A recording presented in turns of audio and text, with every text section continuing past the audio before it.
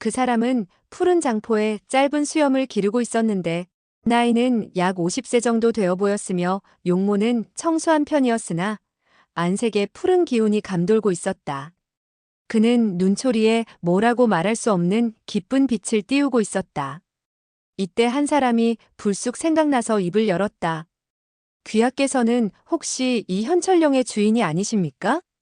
그 사람은 냉소를 흘렸다. 현 소장의 흑백상검은 강호에서도 검술이 대단하다고들 칭찬이 자자하더니 역시 명불허전이구려.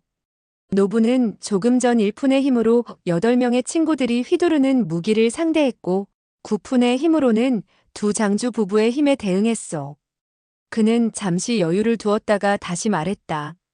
그런데도 역시 두 분의 손에 들린 무기를 빼앗지 못했구려. 나의 탄지 신통 재간은 손가락을 퉁기는 탄지인 것은 틀림이 없으나 신통이라는 두 글자는 어울리지 않는가 보오. 아무래도 다시 10년간 고된 수련을 쌓아야겠소이다. 석청은 그 말을 듣자 자신의 생각이 틀림없다고 확신하고 포권의 예를 취했다.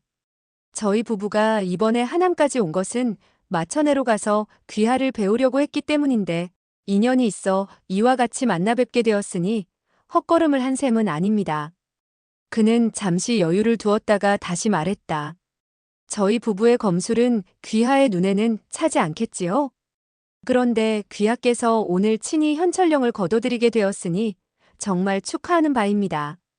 설산파의 제자들은 석청의 말을 듣고 속으로 꺼림칙하게 생각했다. 이 청포인이 현철령의 주인인 사형객이란 말인가?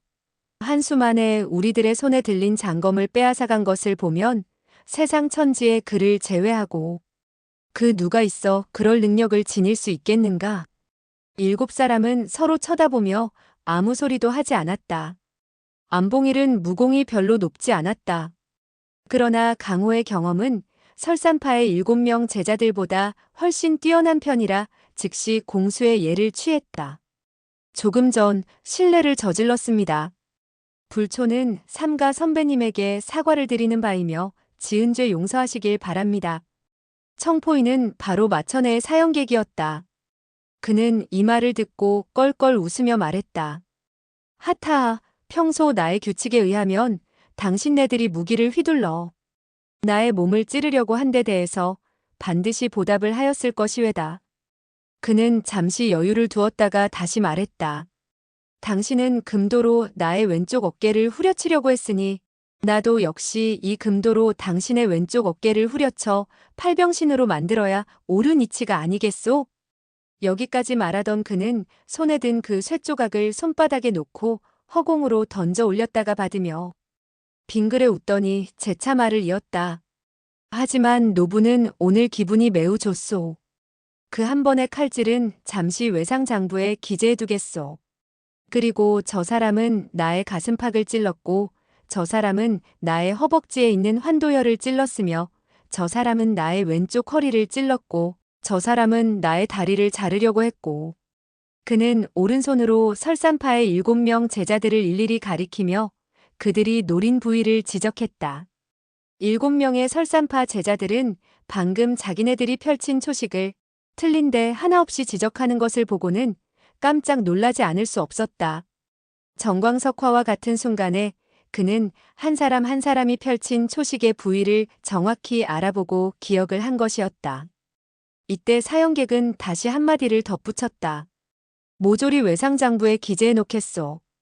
언젠가 나의 성질이 터지게 될 때 기어코 빚을 갚아주기로 하지. 설산파 사람 중 키가 좀 작은 사람이 입을 열었다. 우리들의 재간이 당신보다 못한 것은 사실이지만 그와 같이 빈정거리는 말투는 무엇을 의미하는 것이오? 외상장부에 기재하다니 차라리 시원스럽게 나에게 일검을 찌르도록 하시오. 누가 귀찮게 시리 외상장부에 기재해두었다가 나중에 갚겠소? 이 사람은 왕만인이라는 사람이었다. 이때 그는 두 손에 든 것이 아무것도 없었다. 그런데도 그와 같은 말을 하는 것을 보면 목숨을 이미 상대방의 수중에 맡기겠다는 것이 분명했다. 그의 동문 사형제들은 일제히 호통을 쳐 말리려고 했으나 그는 단숨에 그와 같이 짓거린 것이다. 사형객은 그 말에 고개를 끄덕였다. 좋아. 그는 왕만인의 장검을 뽑아들고 앞으로 찔러갔다. 왕만인은 급히 뒤를 향해 몇 자 밖으로 몸을 날렸다. 일검을 피해보려는 것이었다. 그러나 그 찔러오는 검은 지극히 빨라 왕만인이 허공에 떠 있는 순간에 어느덧 그의 가슴팍에 이르러 있었다. 왕만이는 가슴속이 서늘해져 고개를 숙여보는 순간 그만 아 하고 외마디 비명을 지르고 말았다. 가슴 한복판에는 이미 커다란 구멍이 나 있었다. 알고 보니 사형객이 손목을 약간 비트는 순간 검 끝으로 그의 옷자락에 구멍을 낸 것이었다. 밖으로부터 안으로 파여진 구멍은 세 겹이 옷에 똑같은 크기의 구멍이 나 있었고 살이 훤히 드러나게 되었다. 만약 사형객이 조금만 팔에 힘을 더 주었더라면 왕만인의 심장은 이미 도련해졌을 것이다. 왕만인은 그만 안색이 잿빛으로 변해서는 멍청해지고 말았다. 안봉일은 충심으로 탐복하며 갈채를 보냈다. 훌륭한 검법입니다. 물론 석청 부부도 사형객이 방금 펼쳐낸 그 한 수를 해낼 수는 있었다.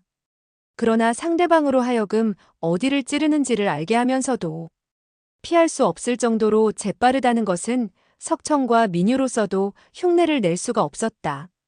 두 사람은 놀란 시선으로 서로 쳐다본 후 똑같이 속으로 생각했다.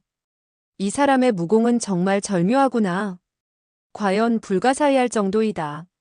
사형객은 껄껄 웃으며 걸음을 옮겨 떠나려 했다. 그때 설산파의 한 젊은 여자가 갑자기 부르짖었다. 사 선배님 잠깐만요. 그러자 사형객은 귀찮은 듯 고개를 돌리고 물었다. 왜 그러는 것이오? 그 여인은 다급한 어조로 말했다. 귀하가 손에 사정을 두어 저희 왕 사형을 해치지 않은 데 대해 저희 설산파 제자들은 한결같이 고맙게 생각합니다. 그녀는 잠시 여유를 두었다가 다시 말했다. 그런데 사 선배님이 가져간 그 쇠조각이 정령 현철령인가요? 사형객은 얼굴에 오만한 빛을 띄우고 말했다. 그렇다면 어쩔 것이고 그렇지 않다면 또 어쩔 셈이오? 그러자 그 여인은 말했다. 만약에 현철령이 아니라면 여러 사람들이 다시 또 찾을 거예요. 그러나 현철령이라면 사 선배님의 잘못을 지적하고 싶어요. 사형객은 갑자기 얼굴에 푸른 기색을 짙게 띄웠으나 곧 거두었다. 경만종이 호통을 질렀다. 화 3회 쓸데없는 소리는 하지 마시오. 무사람들은 평소 사형객의 성격이 잔인하여 사람을 잘 죽이며 위인됨이 어떤 때는 매우 올바른 짓을 했다가 때때로 사악한 짓을 저지른다는 것을 잘 알고 있었다. 그는 모든 일을 자기 기분 내키는 대로 하는 사람이었고 흑도든 백도든 간에 그의 손 아래 숨을 거둔 사람이 헤아릴 수 없을 정도였다. 그런데 오늘 그는 10사람의 포위 공격을 받고도 그 어느 한 사람에게도 상처를 입히지 않은 것이다. 이는 그야말로 일찍이 한 번도 없었던 자비심을 베푼 것이었다. 설산파의 여제자인 화만자의 성격은 꼿꼿하다고나 할까? 아니면 분수를 모른다고나 할까? 상대방을 꼬집고 나섰는데 이렇게 되자 설산파의 동문들은 경악하게 되었고 석씨 부부도 그녀의 이 같은 행동에 손바닥에 땀을 쥐지 않을 수 없었다. 사형객은 쇠조각을 쳐들며 낭낭히 읊었다. 현철령으로 부탁하면 반드시 들어주리. 그는 그 쇠조각을 뒤집어 보이고 나서 다시 그 뒤에 적힌 글을 낭낭히 읽었다. 마천의 사형객이 선포하노라. 이어 그는 잠시 여유를 두었다가 설명을 했다. 이 현철령은 칼이나 검으로도 깨뜨릴 수 없는 것으로 천하에 복이 드문 것이오. 그는 땅바닥에서 한 자루의 장검을 뽑아들더니 그 쇠조각을 내려쳤다. 쨍 하는 소리와 함께 장검이 두 동강 나고 말았으며 앞쪽의 장검 끝이 퉁겨져 날아갔다. 하지만 그 시커먼 쇠조각은 흠집 하나 없이 멀쩡했다. 곧이어 사형객은 안색을 굳히더니 날카롭게 외쳤다. 그런데 내가 왜 잘못했다는 거지? 여검객 화만자는 말했다. 후배는 강호의 친구들로부터 사 선배님에게는 새 조각의 현철령이 있어 과거 세 분의 은혜를 베푼 친구에게 주었다는 말을 들었습니다. 그러니까 그 현철령을 갖고 와서 친히 사선배님에게 부탁을 하면 어떠한 부탁이라도 들어준다는 것인데 그 소문이 틀림이 없겠죠? 이에 사형객은 득이양양한 음성으로 말했다. 맞았소. 그 일은 무림에 몸을 담고 있는 사람이라면 모르는 사람이 없지. 그는 매우 의기양양해하는 표정이었다. 화만자는 다시 말했다.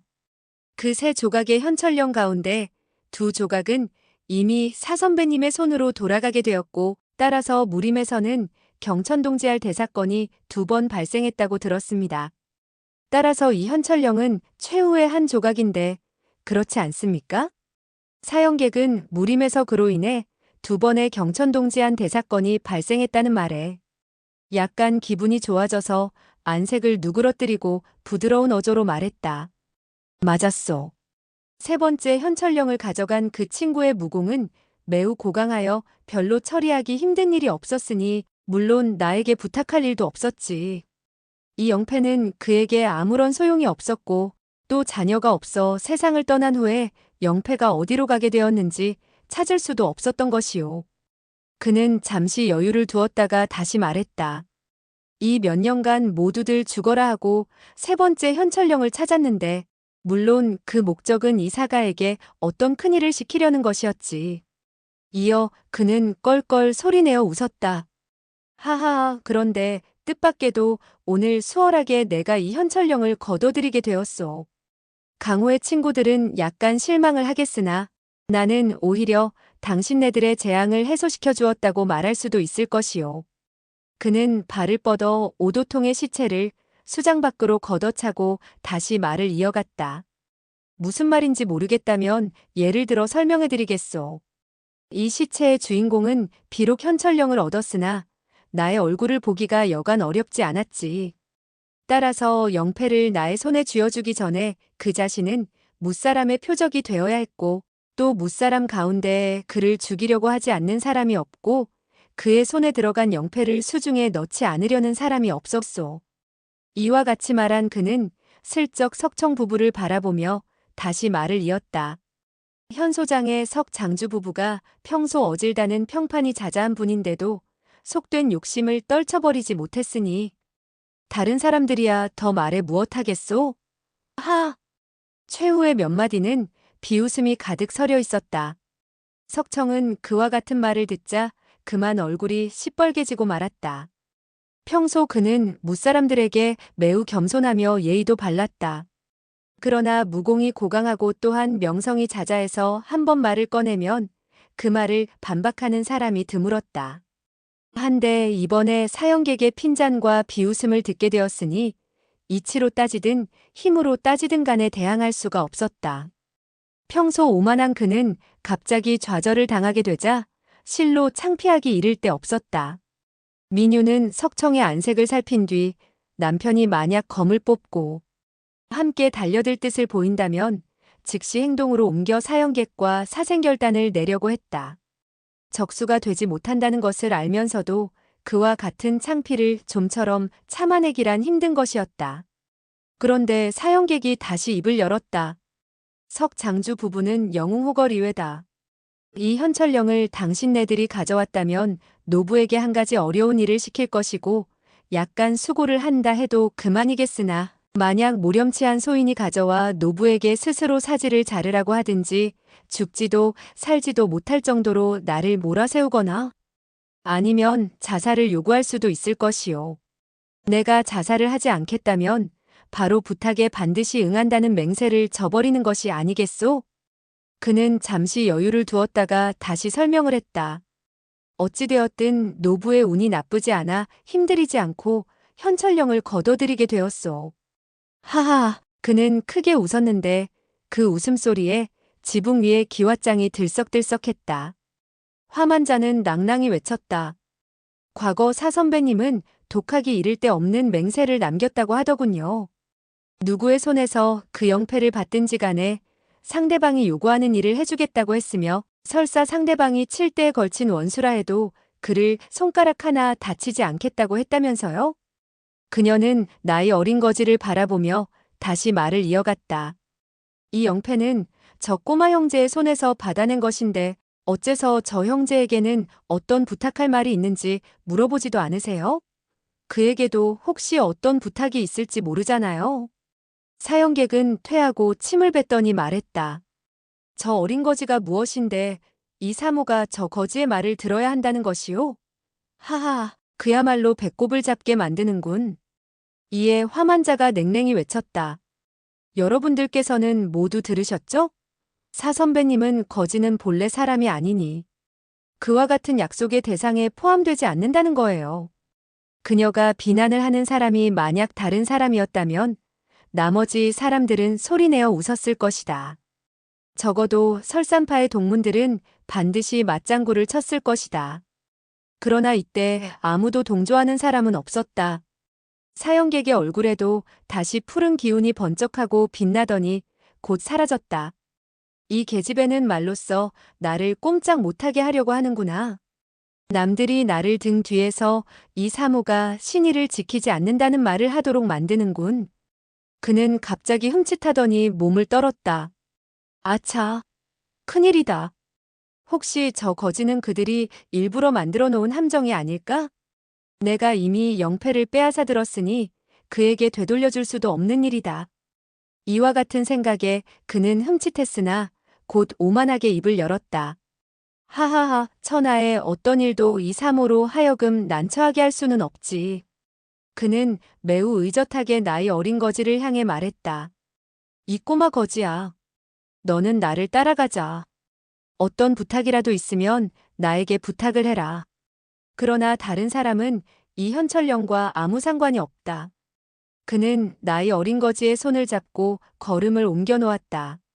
그는 눈앞에 있는 사람들을 안중에 두지 않았으나 혹시 나이 어린 거지가 누구의 교사를 받고 여러 사람들 앞에서 어려운 문제를 제출하게 되면 매우 난처한 노릇이라 생각하고 나이 어린 거지를 사람이 없는 곳으로 데리고 가 자세히 물어볼 작정이었다.